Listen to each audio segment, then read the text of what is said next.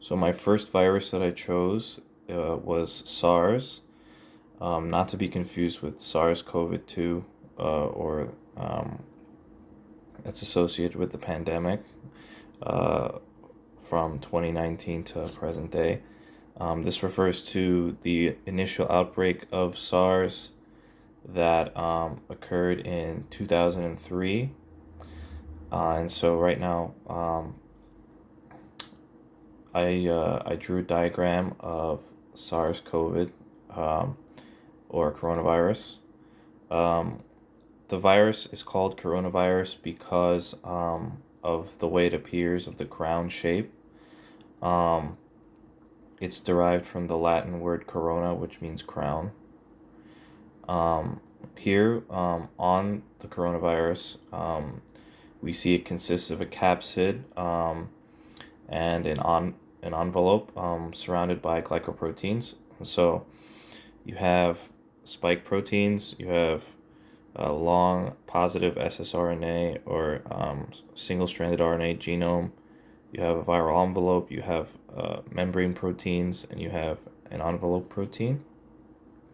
And so each of these components play a role in why coronavirus behaves in the way it does.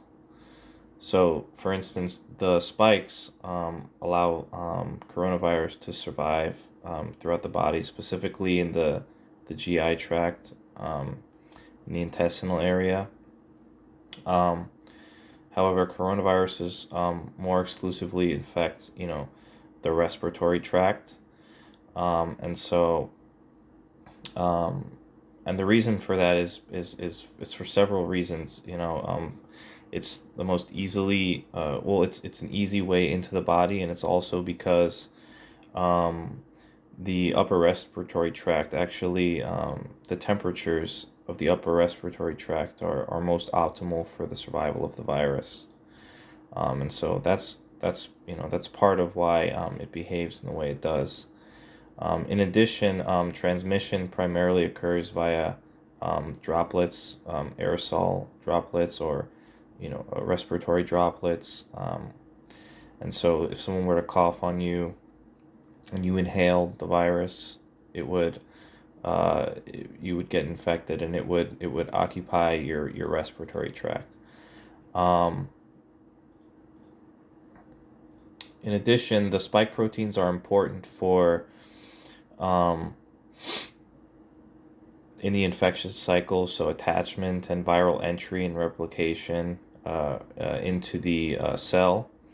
And so the receptor that actually corresponds with the spike proteins are known as, they're not shown on this diagram, but they're known as the ACE receptors, ACE2 receptors, which stands for angiotensin converting enzyme 2. Um, so so yeah, the spike proteins are actually, they correspond to those receptors, and those receptors are important for the entry of the virus, or the infection of the virus into the host cell. Um,